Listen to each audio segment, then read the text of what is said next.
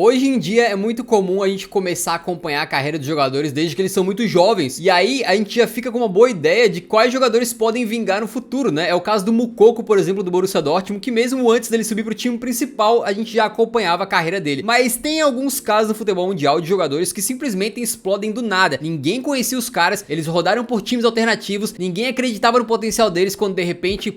Hoje a gente vai falar de 8 jogadores que surpreenderam no mundo do futebol. E metade deles vão ser brasileiros, talvez o motivo seja porque tem muito jogador brasileiro espalhado pelo mundo inteiro. Às vezes é difícil acompanhar todas as promessas aí, né? E aí volta e meia surge um brasileiro do nada se destacando e a gente fala, ué, quem é esse cara? De onde é que ele veio, tá ligado? Um desses caras é o Givanildo Vieira de Souza, você conhece? O Givanildo é o famoso Hulk que começou nas categorias de base do Vitória e naquela época o técnico que chegou no time, o Hélio dos Anjos, precisava ali de alguns talentos que ele pudesse puxar da base pro time principal e ele foi no Hulk e tem toda a chance pro cara. E diz o Hélio dos Anjos que na época ele chegou a ser chamado de louco, maluco por um diretor lá do Vitória por insistir naquele cara. Num pique tipo, velho, só você tá vendo potencial nesse guri aí. E de fato o início de carreira do Hulk não foi nada especial, ele acabou saindo pro Japão pro Kawasaki Frontale, né? Sem ser visto como nenhuma grande contratação, nem nada. É uma contratação que ninguém nem percebeu o que aconteceu. Aí no Japão ele acabou sendo emprestado pra um time da segunda divisão, o Consadole Sapporo. E lá que ele começou a se destacar, né? Sendo artilheiro do time naquela temporada, metendo 25 gols na segundona. E no ano seguinte ele jogou mais uma vez a segundona japonesa, só que agora pelo Tokyo Verdy. E aí que o bagulho ficou sério, porque o Hulk meteu nada menos do que 37 gols na liga. Em qualquer liga do mundo, o cara que faz 37 gols é coisa pra cacete. E quando a gente pensa no futebol mundial aí, como um todo, a liga japonesa é meio que uma liga alternativa. E se você for pra segundona do Japão ainda, meio que se destacar lá não tem nenhuma garantia de que você vai dar certo na sua carreira, tá ligado? Mas com o Hulk deu muito certo. Depois desse destaque todo na segundona lá, ele acabou saindo pro Porto, né? E aí no Porto as coisas começaram a dar muito certo pra ele, né? Ele papou títulos por lá, inclusive fazendo parte daquela campanha histórica na temporada 2010-2011, quando o Porto ganhou o Campeonato Português, Copa de Portugal e também a Europa League sob o comando do André Vilas-Boas, né? O Hulk fazia uma parceria de ataque com o Falcão Garcia, que naquela época era um monstro. Especulava-se que ele pudesse sair do Porto pra um grande time, mas ele acabou escolhendo ir pro Zenit da Rússia, onde ficou um tempo lá jogando muita bola, tem números excelentes pelo Zenit. E aí, cara, a carreira dele realmente deu muito certo, sendo até mesmo convocado pro Brasil e titular em alguns jogos da Copa de 2014. Pra quem começou lá como um cara desconhecido nas categorias de base do Vitória e se destacou na segundona do Japão, certamente o Hulk foi um caso de sucesso aí que muita gente não esperava, né? Outra coisa que é inesperado é quando você gosta do vídeo que tá assistindo, mas não deixa o like, cara. Por favor, deixa o likezão embaixo do vídeo ali. Pra você é coisa de 2 segundos, pra mim faz toda a diferença pra divulgar o meu trabalho pra mais gente, beleza? Muito obrigado. Outro brasileiro com início de carreira alternativo é o Paulinho, né? Que ele começou lá no Pão de Açúcar, não no Rio de Janeiro, na verdade é aquele clube lá de Osasco em São Paulo, que hoje se chama Audax. Mas o começo de carreira dele foi difícil e ele acabou fazendo uma transferência pro FC Vilnius, da Lituânia. Aí você fala, caraca, será que esse FC Vilnius da Lituânia pelo menos é tipo o time lá destruidor, ganha tudo, papa títulos? Que nada, cara. Quando o Paulinho chegou, não fazia muito tempo que eles tinham conseguido pela primeira vez na história subir pra primeira divisão, lá da Lituânia, e depois acabou sendo rebaixado. Hoje o clube nem existe mais, né? Eu até fico muito curioso pra saber o que aconteceu nos bastidores pra um jogador do Pão de Açúcar ir parar no FC Vilnius da Lituânia, né? E aí o Paulinho foi pra Polônia jogar no Lodz, e lá também não deu muito certo, né? Dificuldades de se adaptar em outros países. O Paulinho conta que sofreu também com bastante racismo aí nessa primeira passagem dele pela Europa, não foi muito fácil, e ele resolveu voltar pro Brasil e voltou lá pro Pão de Açúcar. Só que ele teve que começar a carreira praticamente do zero, porque no Pão de Açúcar ele tava jogando a 4ª divisão do Paulistão, mas ele tava disposto a batalhar, e aí lá ele começou a se destacar. Depois foi pro Bragantino, no Bragantino foi bem, e aí conseguiu a transferência dos sonhos pro Corinthians. No Corinthians todo mundo sabe que ele jogou muito e acabou sendo uma das peças-chave daquele time que ganhou Libertadores e Mundial, né? Virou ídolo por lá. Mas o Paulinho teria uma segunda chance na Europa, quando ele saiu do Corinthians e foi para o Tottenham, né? E no Tottenham havia uma expectativa de que ele pudesse vingar, ser um cara que chegasse lá pra fazer muito gol e pai e tal, porque ele era o meio campista que tinha essa chegada na área, mas ele acabou tendo muitos problemas, passou um tempo lá em que não jogou bem e acabou saindo, virando meme, né? Pelas atuações horrorosas que ele acabou tendo na Inglaterra. E nessa o Tottenham consegue vender ele pro Guangzhou Evergrande da China. Na China a gente sabe que o nível do futebol é mais baixo e lá o Paulinho era rei. Mesmo jogando como meio campista, ele tinha números de atacante em termos de gols ali, né? O que em certo momento despertou o interesse do Barcelona, que pagou cerca de 40 milhões para levar o Paulinho para Espanha, uma terceira chance pro Paulinho na Europa. Essa negociação com o Barcelona teve várias tretas aí, desde a parte financeira até a torcida que não gostou do estilo de jogo do Paulinho, né? Mas assim, a gente já contou essa história várias vezes. O fato é que em uma temporada no Barcelona, com o Paulinho em campo, o Barcelona perdeu apenas um jogo. E como ele tinha essa pegada de ser o cara que chega na área, vindo do meio campo, né? Ele conseguiu fazer bastante gol também, começando muitos jogos pelo Barcelona como titular, algo que ninguém imaginava quando ele foi pra Lituânia lá no começo da carreira que pudesse acontecer com o Paulinho, né? Recentemente eu perguntei no Twitter lá do Eurofute pra rapaziada do Barcelona, pros torcedores culés, o que eles lembravam da passagem do Paulinho pelo Barça, e a maioria dos comentários, né, pra minha surpresa aí, foi positivo, lembrando ali que o Paulinho teve uma passagem bastante decente, pai e tal. Do time falido da Lituânia pra recomeçar a carreira do zero, ídolo no Corinthians e uma passagem decente pelo Barcelona. Nada mal. Aí, quase esqueci. De uma passagem num clube falido da Lituânia para 2 Copas do Mundo com o Brasil. E as 2 como titular. Outro brasileiro que surpreendeu demais na carreira foi o Casemiro, né? Muitos não lembram, mas lá pra 2013, quando o Real Madrid levou ele pela primeira vez por empréstimo, a galera zoava demais, mano. Chegou a virar meme, diziam que ele tinha o melhor empresário do mundo por ter conseguido uma transferência pro Real Madrid. A torcida do São Paulo criticava muito ele. Se a gente for resgatar alguns tweets antigos, chega a ser engraçado, velho. E aí ele passa 6 meses no time B do Real Madrid, né? O Real Madrid Castilha acaba fazendo parte do grupo da Champions, que ganha em 2013-14 e é emprestado na temporada seguinte pro Porto. Aí no Porto ele se consolida como um grande volante. Volta na temporada seguinte pro Real Madrid, ganha a confiança do Zidane e aí se torna peça-chave naquele time do Real Madrid que ganhou 3 Champions consecutivas. Casemiro, que desde então é um dos melhores volantes do mundo, fazendo um trio histórico com o Modric e o Toni Kroos. Fora titular absoluto da seleção brasileira também, né? Quem poderia imaginar isso quando ele saiu axingalhado do São Paulo em 2013? Aliás, esse cara aqui, ó, foi profético, hein? Outro cara com uma trajetória no pique Casemiro foi o William José, né? Que começou a carreira ali no São Paulo, depois teve chance no Santos, teve chance no Grêmio, mas eu tenho certeza que nenhum torcedor desses 3 times aí lembra com carinho do William José ou com saudades do William José. E aí teve um momento da carreira que parecia que, porra, cara, talvez ele tenha que pensar num degrau abaixo, né? De repente o time da Série B, um time mais fraco da Série A. Só que aí ele teve o famoso caso do cara que caiu pra cima, né? Digamos assim, porque o William José foi mais um que foi parar por empréstimo no Real Madrid B, no Real Madrid Castilha. E ainda que ele não tenha brilhado tanto lá no Real Madrid, não tenha ficado no Real, né? Foi lá que começou a passagem dele pela Europa, onde ele foi primeiro pro Real Saragossa, depois ele teve uma boa passagem pelo Las Palmas, até que ele é contratado em definitivo pela Real Sociedad, e lá que ele se fixa como um atacante importante do Campeonato Espanhol, acredite se quiser. Os olheiros desses times aí da Europa que olharam pro William José e viram potencial, se pá, tinham olhos de lince, porque os torcedores de Grêmio, Santos e São Paulo não achavam que ele tinha esse potencial não, mano. William José chegou a ser convocado para a seleção brasileira, amigo. Tem que respeitar, beleza? E pensa só, na La Liga, Campeonato Espanhol, uma das ligas mais fortes do mundo, ele foi lá uma temporada e meteu 12 gols. Na próxima, 15 gols. Depois, 11. Depois, 11 de novo. Números absolutamente respeitáveis,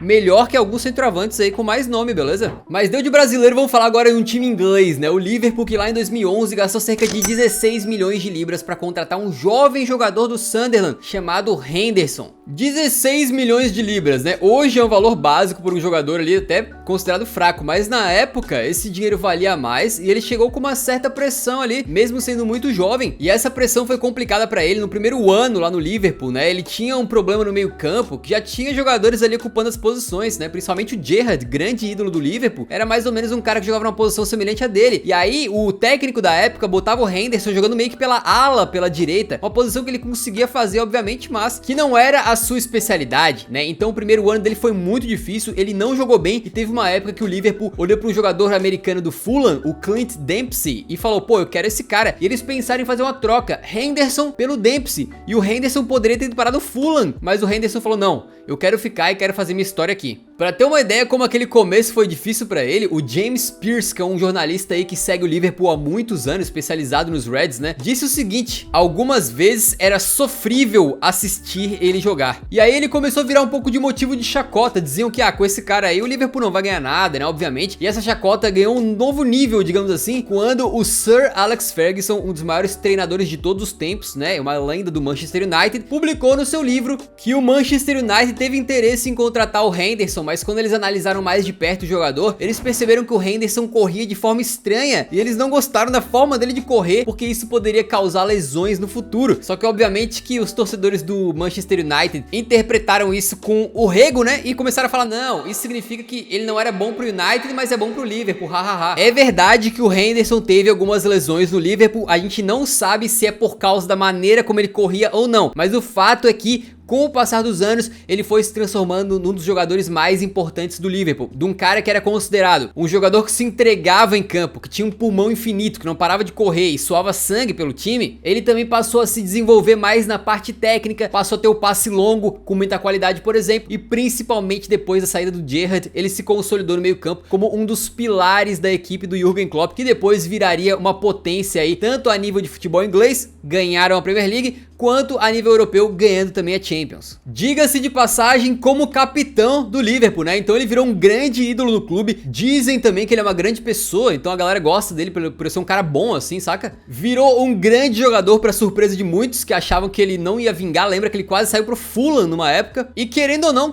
ele ajudou a tirar o Liverpool da fila na Premier League, coisa que o Gerrard, né, gigante, histórico, uma lenda também dos Reds, não conseguiu. Outro caso de um maluco que surpreendeu demais foi o Robert Lewandowski. Quem imaginaria que ele seria o melhor jogador do mundo quando aos 18 anos ele foi dispensado pelo Legia Varsóvia e ficou desempregado na Polônia? Ele chegou a dizer que naquela época, no começo da carreira, ele era baixinho, ele era muito magrinho, tinha as canelinhas fininhas e a rapaziada dizia que ele não ia conseguir vingar no futebol por causa disso. Aí ele tava desempregado, sem clube e acabou conseguindo fechar com os Knicks Pruszków da Polônia, só que era um time da terceira divisão polonesa, amigo. Imagina o nível, era um nível fraco, beleza? E o Lewandowski começou a se destacar lá, foi artilheiro da terceirona polonesa, depois logo em seguida foi artilheiro da segundona polonesa, e aí depois desse destaque, diz a lenda que em 2008 o empresário do Lewandowski ligou lá pro Sporting Gijón da Espanha e ofereceu o Lewandowski, e os caras disseram não. Bah, se arrependimento matasse, né?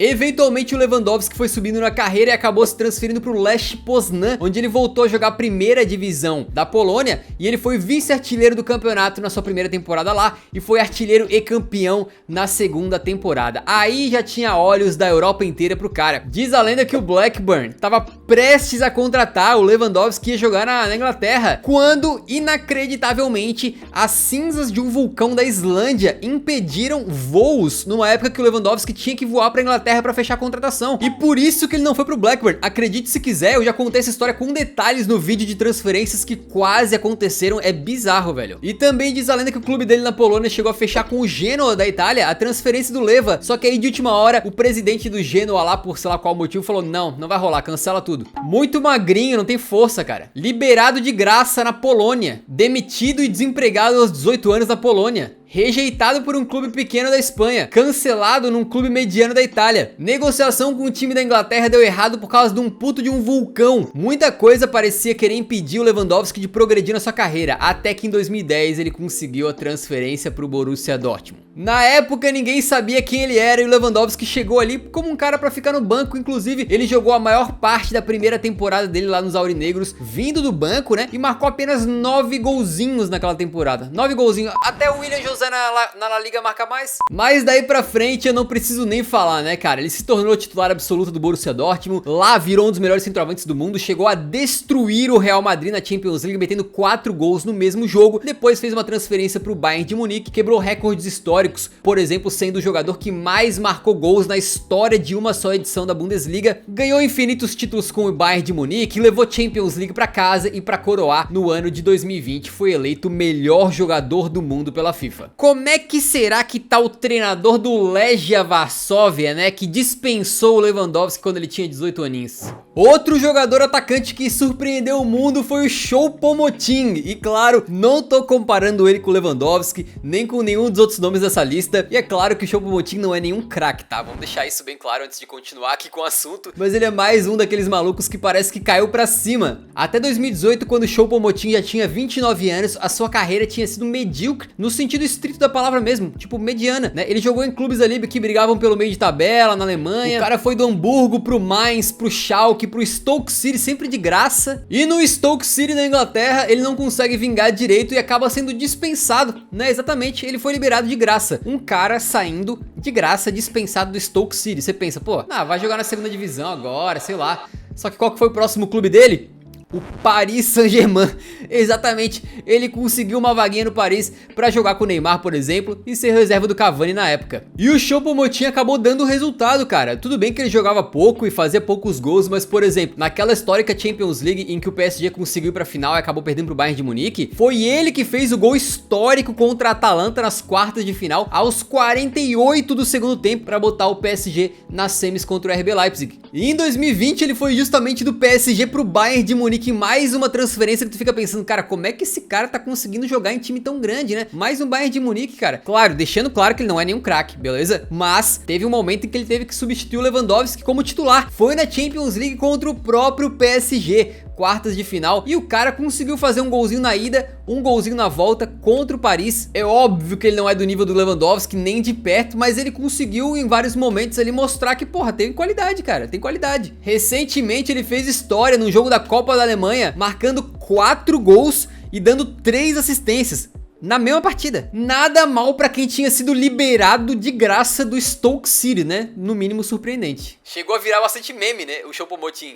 Deve ter um deles segurando uma bola de ouro aí, garanto. E a trajetória mais surpreendente dessa lista é a do Jamie Vardy, né? Aos 16 anos, assim como o Lewandowski, ele ficou desempregado do futebol. Ele foi demitido, ele foi dispensado de graça do time que tinha revelado ele, onde ele tinha feito as categorias de base, que era o Sheffield Wednesday. E o próximo time que ele conseguiu arranjar foi o Stocksbridge Park Steels, um clube da 8ª divisão da Inglaterra, amigo. Com 18 anos e jogando na 8ª divisão, você pensa, cara, o sonho do cara de ser um grande jogador de futebol já acabou, né? Ele jogava lá no Stocksbridge, ganhando cerca de 30 libras por semana, o que era um valor muito baixo, então ele tinha que ter um trabalho normal ainda, né? Por isso ele era operário de uma fábrica da região, operário numa indústria lá e jogando bola quando dava. Mas o Vardy começou ali a desenvolver sua carreira a partir do momento que ele foi pro Halifax Town, da 7ª divisão, né? E lá ele conseguiu meter gol a rodo, foram 25 gols na campanha que fez o time ser promovido na temporada 2010-2011, só que esse desempenho lá chamou a atenção de um clube maior, do Fleetwood Town,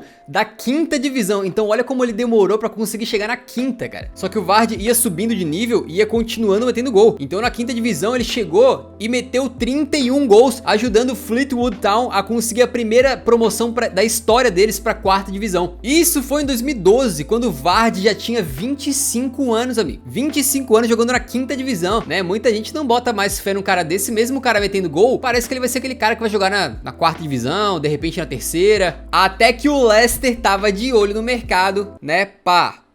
E resolve apostar no cara. 1 milhãozinho de libras apenas custou o Vardy. E a primeira temporada dele no Leicester foi difícil. A subida da 5ª pra 2ª divisão pesou um pouquinho, ele não conseguiu ir bem, mas da 2ª temporada em diante, o bagulho virou história. Quando ele resolveu marcar gols, ele não parou mais e acabou se tornando aí uma peça-chave daquele time histórico do Leicester que foi campeão da Premier League na temporada 2015-2016, com o Vardy sendo o artilheiro da equipe, ficando a 1 gol de ser artilheiro do campeonato e depois se consolidando no campeonato inglês aí como um dos grandes atacantes, fazendo bastante gol toda a temporada, quebrando recordes, sendo artilheiro da Premier League na temporada 2019-2020 e ainda por cima indo para a seleção da Inglaterra, representando a Inglaterra numa Eurocopa e numa Copa do Mundo, velho. Tudo isso para quem foi dispensado do seu clube de infância aos 16 anos e que teve que começar sua carreira na 8ª divisão e que com 25 anos de idade, quando é o auge para muita gente, ele ainda tava na 5ª. Virou uma lenda da Premier League e um dos maiores jogadores da história do Leicester. Nada mal e digamos que uma surpresa, né? Quem poderia imaginar, velho? Quem sequer sabia quem era Jamie Vardy há 10 anos atrás? Ninguém, cara. Talvez os torcedores do clube da 8ª divisão lá que ele jogava, né?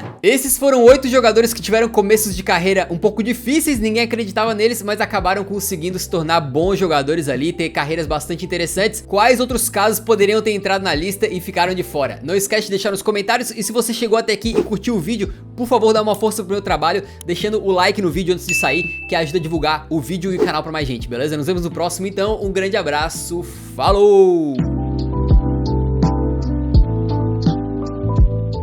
Ah, detalhe, eu esqueci de falar, mas a história do Vardy vai virar filme. Vai virar filme no cinema. Mais do que merecido, e parece que um dos roteiristas do filme vai ser um cara que trabalhou naquela série Gol, tá ligado? Do Santiago Munhoz, jogador mexicano que vai pro Newcastle, depois Real Madrid e tal, que é bem maneirinha. Imagina o filme do Jamie Vardy, cara. Provavelmente vai ser fantástico, né?